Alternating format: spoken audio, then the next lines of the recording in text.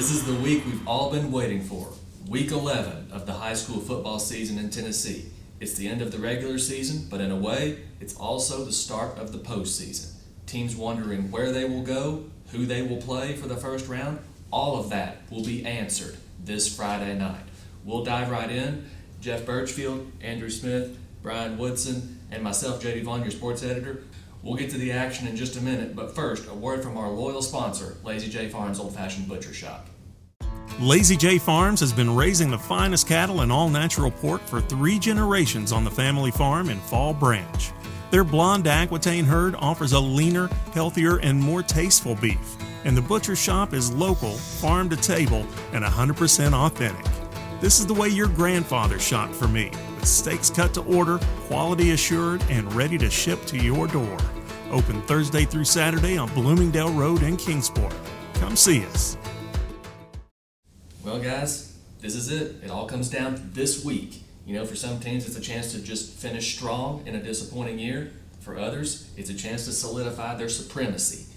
Jeff, obviously, Science Hill, the number 8 ranked team in Class 6A, took care of business against Daniel Boone, and you were there, and obviously not a whole lot stat-wise, but that's because Science Hill took care of business in the first half. Yeah, I mean, they took most of their starters out, before halftime. Of course, Aiden Perry, he had a huge game, has returned to Daniel Boone, where he transferred from, had 77 yards and all, and a couple touchdowns in the first half. Baylor Necessary only carried the ball one time, but it was a 33-yard touchdown.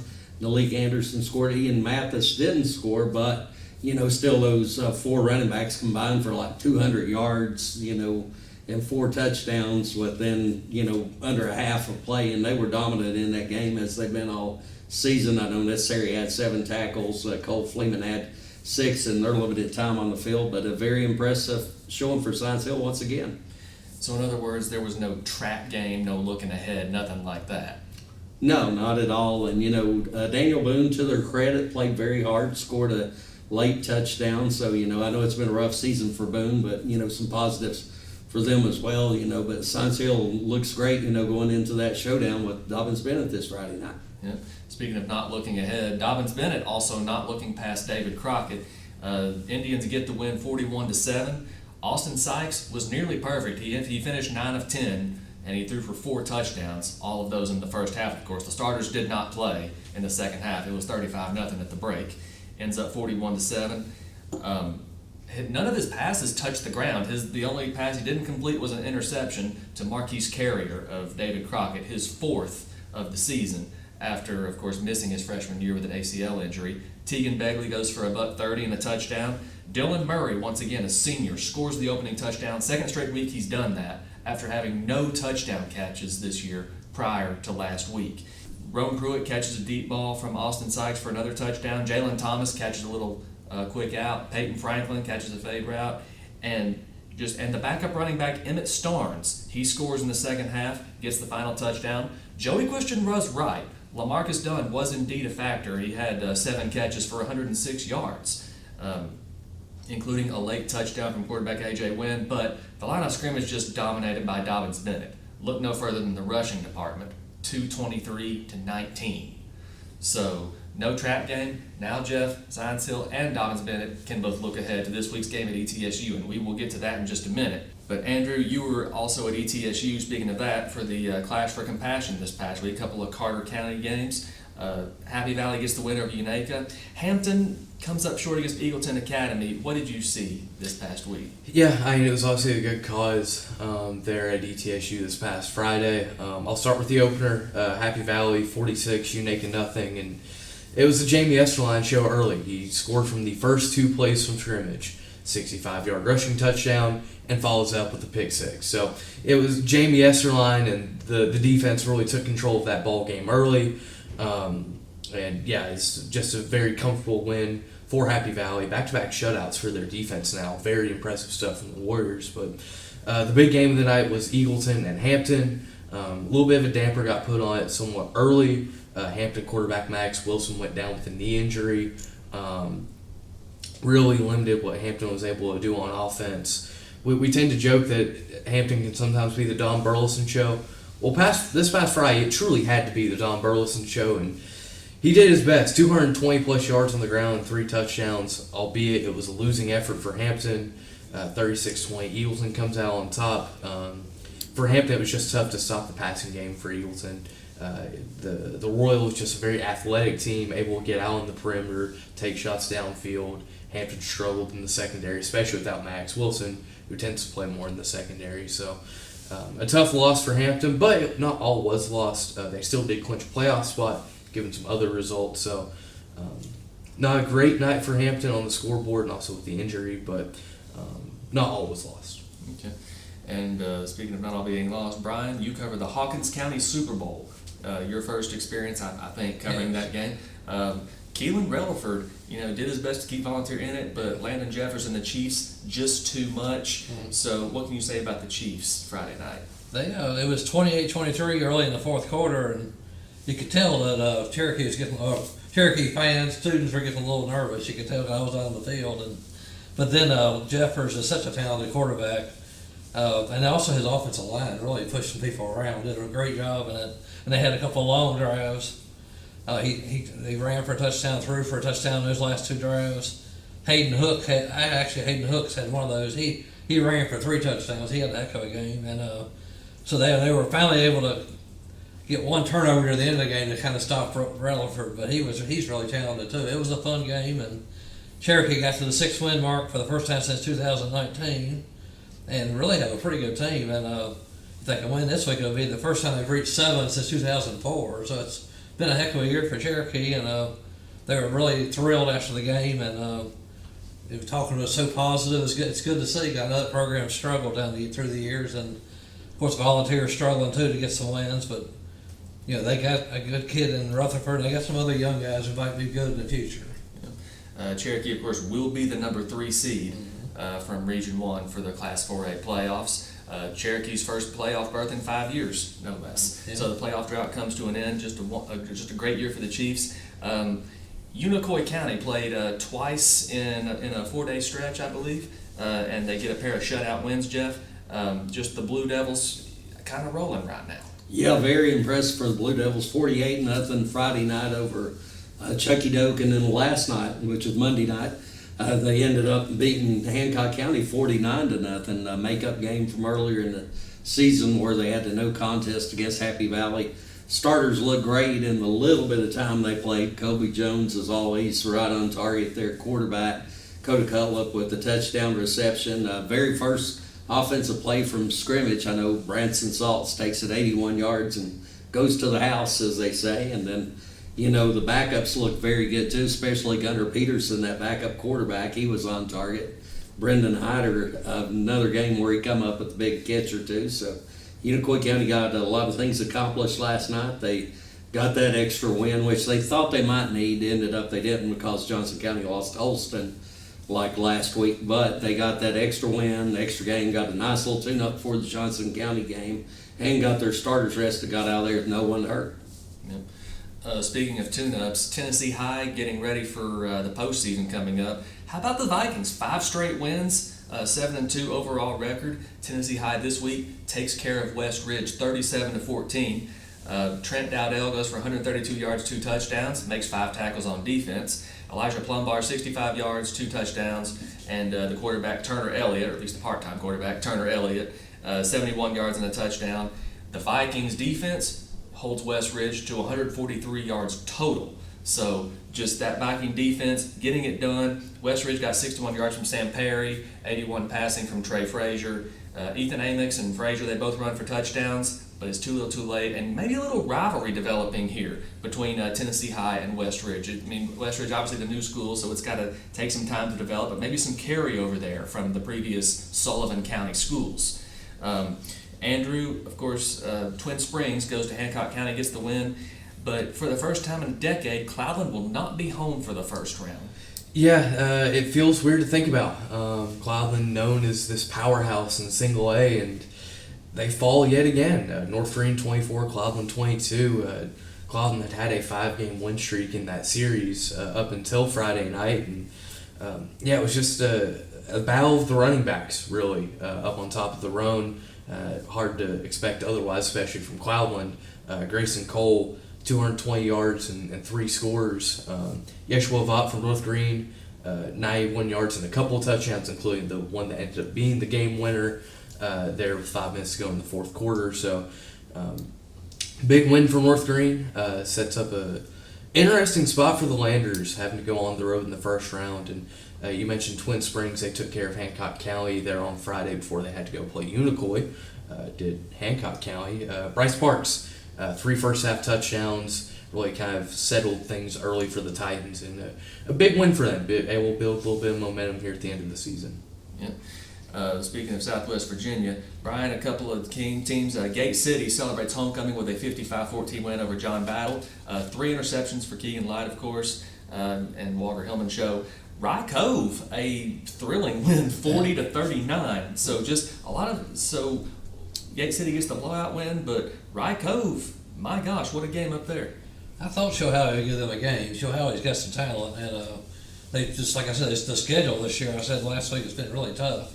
And this is another one of those games. And, Landon Lane kind of put him on his shoulders, scored 5 touchdowns, accounted for 5 touchdowns. And but Shohei was right there, and they had to stop a 2-point conversion with 4 seconds to go. I believe to stop them, or Racco would have gone down for the first time this year.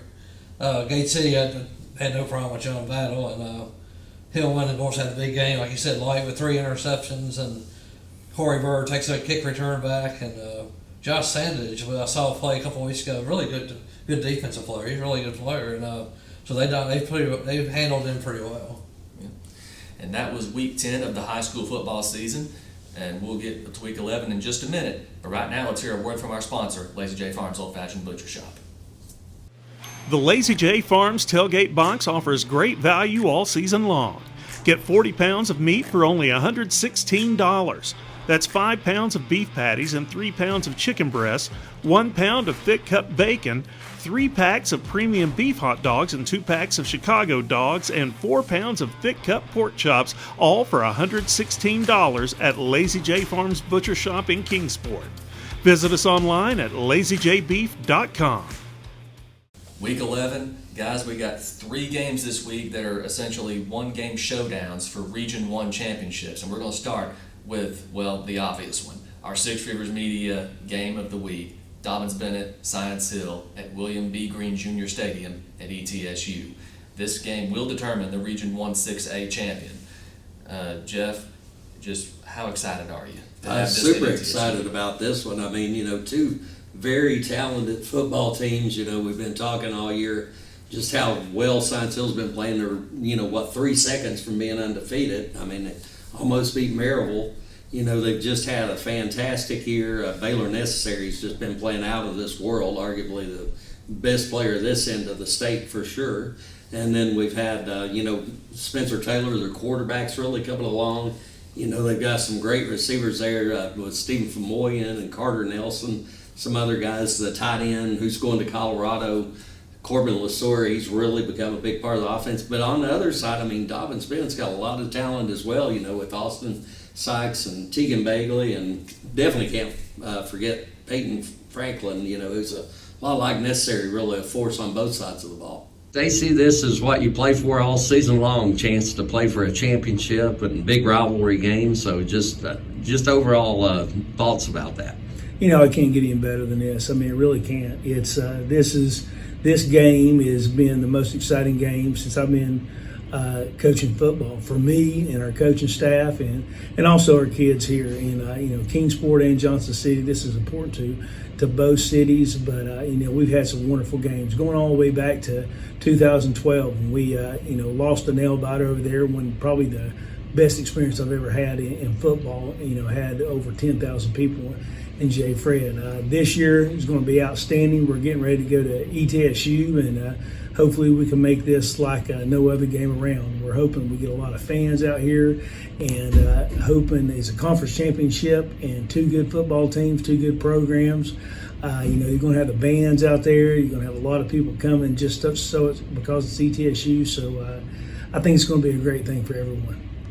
One thing Joey Christian told me about this week, keep your eye on number 6 at all times. Their game plan has to involve scheming around Baylor necessary because, well, he's going to be everywhere just like he's been all season, doing just about everything for Science Hill.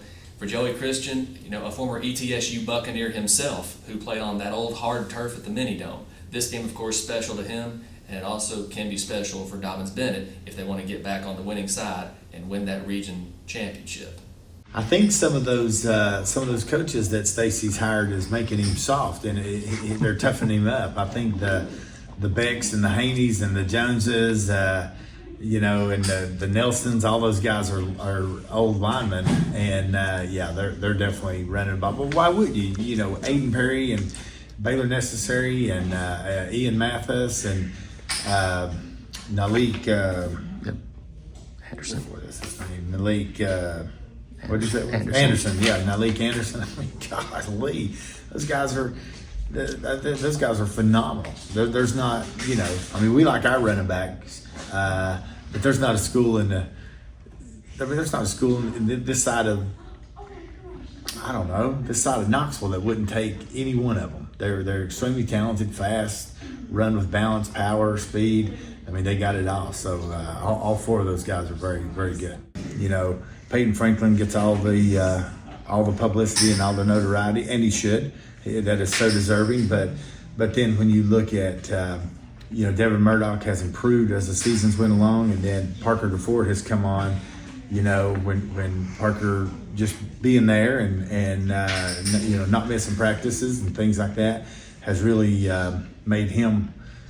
He's really come on. He's really helped us. He's a powerful speed guy, plays with a lot of energy. And then, the guys up front, you can't say enough about them, how we've had to rotate so many offensive linemen in there at different spots. We've got Braylon Fugit back finally. We got Eli DePue back last week. So, we're finally getting healthy. We got some guys there. Kosai Steele has played his tail off all year for us. And then Ty Thomas, who was hurt and missed, spring, summer, and all of camp and all that, and really wasn't really cleared until the Greenville week of games. It's took him a long time, but he's come on as well. So those guys they've progressed well. Really proud of our defensive coaches. So a 1-game showdown for the Region 1-6A championship at ETSU, Dobyns-Bennett Science Hill.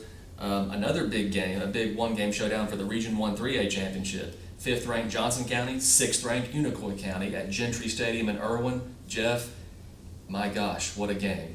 Yeah, everyone's talking about that game last night, looking ahead to Friday night, a super game with the Longhorns bringing in quarterback Jay Stout. Unfortunately, their best player, Juan Mejia, who's rushed for about 1,500 yards, got hurt, so he wasn't able to play against Holston, which they lost last week, and obviously he's going to miss this game as well. Unicoi County also with a big loss. Their leading receiver, Garrett Sellers, but it should be quite a showdown over there in Irwin, and I know everybody's really excited for that one for sure. Sure thing. A 1-game showdown for Region 1-4A, Greenville and Elizabethton. The Green Devils, of course, have won the last 3 in the regular season. Now, Elizabethton did win the playoff game in 2021 at Burley Stadium, of course, but Greenville has won back-to-back and won 3 consecutive region championships after Elizabethton won state in 2019 and 2020. So this is just a big game, and of course one of the big stories, Jariah Griffin transferring mid-season from Elizabethton to Greenville, so maybe a little extra tension there at Burley Stadium this week. But all that aside, this game will determine the Region 1-4A champion. Not surprisingly, it's been that way ever since these teams joined the same conference back in 2017. So, and speaking of Carter County, Andrew, Hampton, Happy Valley, both on the road. Cloudland on the road, but in county at Unaka. Yeah, big weekend in the county. Start with Hampton. They hoping to pull off the upset at South Green. South Green already locked into the 1 seed of Region 1-2A, regardless of what happens in that game, due to them holding the tiebreaker over Happy Valley. But I know for South Green, this is a game, this is a rivalry that has really been ignited over the past handful of years. Certainly with that game being at South Green, looking to protect home field and carry momentum to the postseason.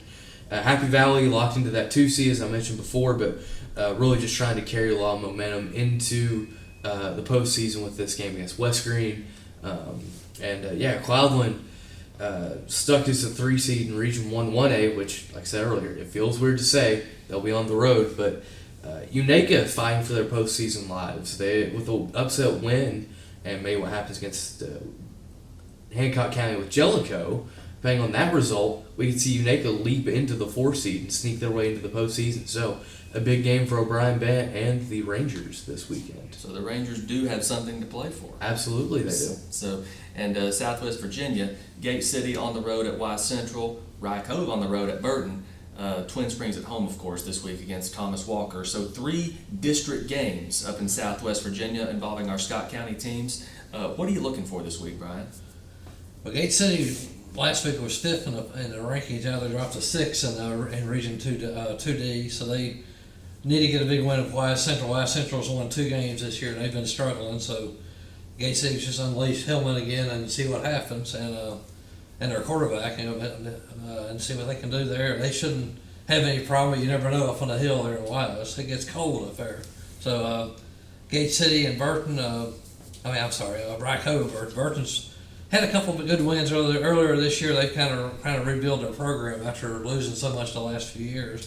But Rye Cove probably got a little wake-up call last week. They got to play all the way to the end, so they should be okay there. And then Twin Springs is, they've got a chance to. I don't know if they can sneak into the playoffs. If they can win a couple games here at the end of the year, they're going to end up having a good record. And Thomas Walker actually is on the playoff friend, so that'll be a big game there for both teams. So where will you go? Who will you play? You'll probably find out after this week in Northeast Tennessee anyway. Southwest Virginia, of course, the following week. They're a week behind Tennessee, but a lot of questions going to be answered this week. That'll wrap us up for the 11th episode of the Six Rivers Media Sports Huddle. Lazy J Farms has been raising the finest cattle in all-natural pork for 3 generations. Our blonde Aquitaine herd offers a leaner, healthier, and more tasteful beef that ships from our store directly to your freezer. This is the way your grandfather shot for meat, only now we wrap it, seal it, and send it right to your door. We have plenty of options to pick from, and they're all fresh and natural. Just visit our website at lazyjbeef.com and choose your package. We'll get it straight to you.